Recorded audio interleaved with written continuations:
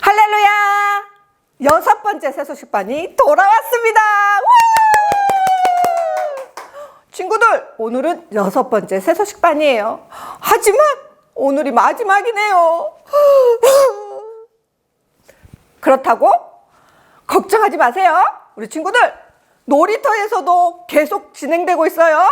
하나님 말씀이 듣고 싶어요 하면 유튜브에서 계속 돌려볼 수도 있고, 또 놀이터에 가서 하나님 말씀도 아직 계속해서 들을 수 있다는 거 기억하고 다음 주엔 어디로? 놀이터로 오세요. 네, 그럼 6번째 새소식반 출발!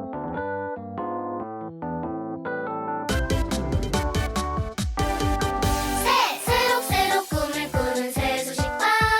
소리치며 찬양하는 새소식반. 식구처럼 하나 되는 새소식반. 반짝이는 우리들의 새소식반. 새소식반 시작이야.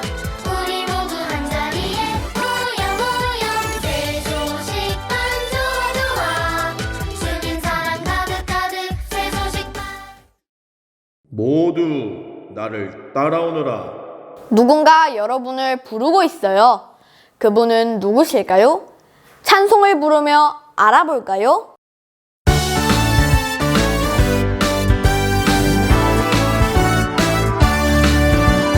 예수님 나를 따르라고 부르시니 우리 주님의 발자취를 따릅니다. 주님 발자취 내 갈 길 밝히니 어디로든지 주 발자취 따릅니다. 예수님은 우리의 죄를 용서해 주시기 위해 십자가에서 죽으시고 하나님의 능력으로 다시 살아나셨어요. 그 예수님께서 따라오라고 부르세요. 예수님을 따르는 것은 예수님을 나의 구주로 믿는 것을 말해요.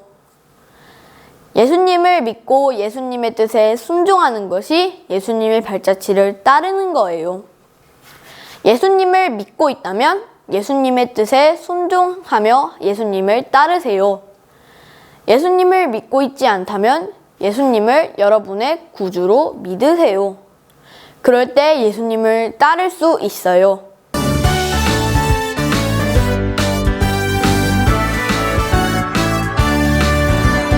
예수님 나를 따르라고 부르시니 우리 주님의 발자취를 따릅니다.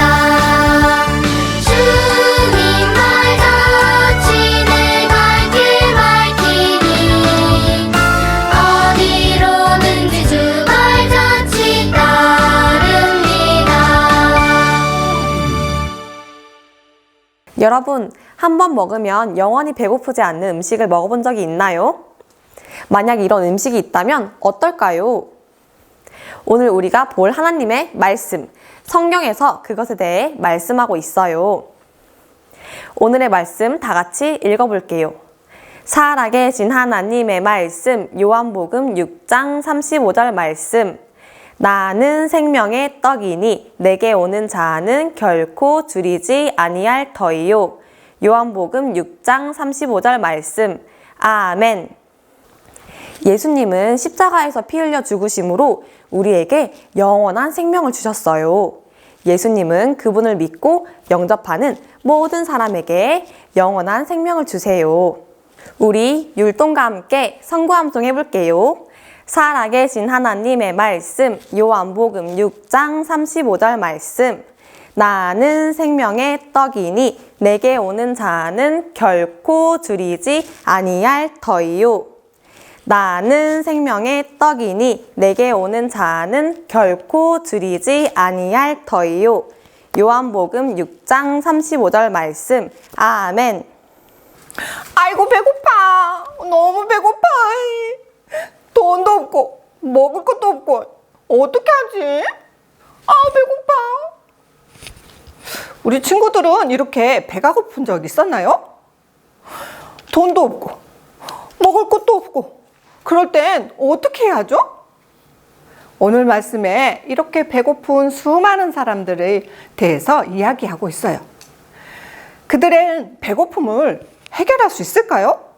어떻게 해결했을까요? 하나님의 아들 예수님은 사람들에게 하나님의 말씀을 가르쳤어요. 많은 사람들은 예수님이 가르치는 말씀을 들으려고 예수님이 계시는 곳마다 몰려왔어요. 사람들은 예수님께서 말씀으로 또는 손만 대셔도 병이 고쳐지는 놀라운 광경을 보았어요. 세상에 그 어떤 누구도 말씀으로 사람의 병을 고칠 수는 없어요. 이 놀라운 일은 오직 하나님이신 예수님만 하실 수 있는 거예요. 사람들은 그 놀라운 일들을 계속 보고 듣길 원했어요. 어느 날 예수님은 배를 타고 조용한 외딴 곳으로 가셨어요. 그런데 그곳에도 많은 사람들은 예수님이 오셨다는 소문을 듣고 어른, 아이 할 것 없이 아주 많은 사람들이 예수님의 말씀을 들으려고 모여들었어요. 예수님은 쉬고 싶어 하셨을지도 몰라요. 하지만 예수님은 많은 사람들을 봤을 때 힘든 것보다 사랑하는 마음과 불쌍한 마음이 드셨어요. 예수님은 그들을 사랑하셨어요. 예수님이 그곳에 모인 많은 사람들을 사랑하신 것처럼 우리도 사랑하세요. 예수님은 왜 우리를 사랑하실까요? 네, 그분은 바로 우리를 만드신 하나님이시기 때문이에요. 하나님은 이 세상을 만드시고 여러분도 만드셨어요.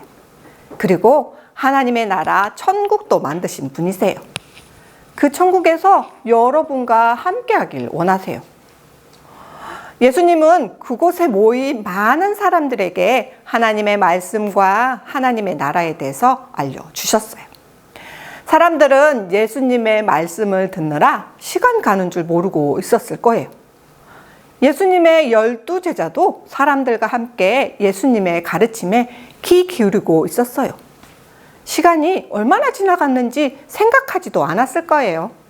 그러다 보니 배가 고파지는 사람도 생겼을 거예요. 어쩌면 아이들은 배가 너무 고파서 엄마 배고파요, 밥 주세요 하고 엉엉 울었을지도 몰라요. 한 제자가 예수님께 이야기했어요. 예수님, 여기는 빈들이고 벌써 저녁이 되었다고요. 사람들을 빨리 보내서 마을에 가서 음식을 사 먹게 하셔야죠. 하지만 예수님께서는 제자들에게 음식을 준비하라고 말씀하셨어요. 제자들은 놀랐을 거예요. 그곳에 모인 사람들은 너무나 많았고 그들에게 줄 음식을 그곳에서는 준비할 수도 없었기 때문이죠. 그들에게 배고픔을 해결해야 하는 커다란 문제가 생긴 거죠. 그런데 여러분, 사람들에게는 배고픔의 문제보다 더 큰 문제를 가지고 있어요. 그건 바로 그들에게 있는 죄예요. 그 죄의 문제를 여러분도 가지고 있다는 거 알고 있나요? 죄는 하나님을 기쁘시게 하지 못하는 생각, 말, 행동을 말하죠. 거짓말을 하고 친구와 싸우고 욕을 하진 않았나요? 엄마의 마음을 속이려고 하진 않았나요? 여러분이 이렇게 잘못된 행동을 하는 것은 처음부터 죄인으로 태어났기 때문이에요. 죄는 하나님과 멀어지게 해요. 하나님으로부터 떨어져서 지옥에서 영원히 무서운 고통을 받아야만 해요. 이 죄의 문제는 배고픔보다 더 심각한 우리의 문제인 거예요. 예수님은 이미 어떻게 하실지 아셨어요. 하지만 제자들이 그들을 돕는 일에 나서길 원하셔서 음식을 준비하라고 말씀하신 거예요. 예수님, 우린 이렇게 많은 사람들의 배를 채워줄 만큼 돈이 없어요. 여기에 있는 음식은 이 어린 소년이 가지고 있는 떡 5개와 물고기 2마리 뿐이에요. 사람들이 이렇게 많은데 과연 이 적은 음식으로 어떻게 할 수 있겠습니까? 제자들은 예수님을 바라보며 자신들이 할 수 없다고 얘기했어요. 예수님께서는 이 어린 소녀의 가지고 있는 음식을 제자들에게 가져오라고 하셨어요. 비록 작은 것이지만 소녀는 그가 가진 것을 예수님께 기꺼이 드렸어요. 여러분도 가진 것이 작을지라도 여러분이 가진 것을 나눌 수 있어요. 예를 들면 맛있는 간식을 친구와 나눠 먹을 수도 있고, 학교에 준비물을 가지고 오지 못한 친구와 여러분이 챙겨온 준비물을 함께 사용할 수도 있을 거예요. 여러분이 하는 이 작은 것이 그 사람들에게는 큰 도움이 될 거예요. 하나님은 여러분에게 선한 일을 하라고 말씀하세요. 하나님이 여러분을 사용하시도록 기꺼이 내어드리세요. 소년도 자신이 가진 것이 적었지만 그것을 예수님께 드린 거예요. 예수님은 어린아이의 작은 도시락으로 수많은 사람들을 위해 어떻게 할지, 그들을 위해서 어떤 놀라운 일을 하실까요? 그런데 친구들, 예수님이 하신 일 중에 가장 놀라운 일이 있어요. 그건 바로 저와 여러분을 위해 하신 일이에요. 예수님은 우리의 죄를 대신해 십자가에 피 흘려 죽으심으로 여러분의 죄를 용서받을 수 있게 하신 거예요. 예수님은 잘못한 일이 없기 때문에 그렇게 죽으실 필요가 없었어요. 그런데 어떻게 그런 일을 하셨을까요? 그건 저와 여러분을 사랑하시기 때문이에요. 예수님은 십자가에 죽으셨지만 하나님께서 예수님을 3일 만에 다시 살리셨고, 지금은 여러분을 위해 천국에서 기도하고 계세요. 우리의 문제를 해결해 주실 길을 열어주신 예수님은 그날에도 배고픈 사람들의 필요를 채우셨어요.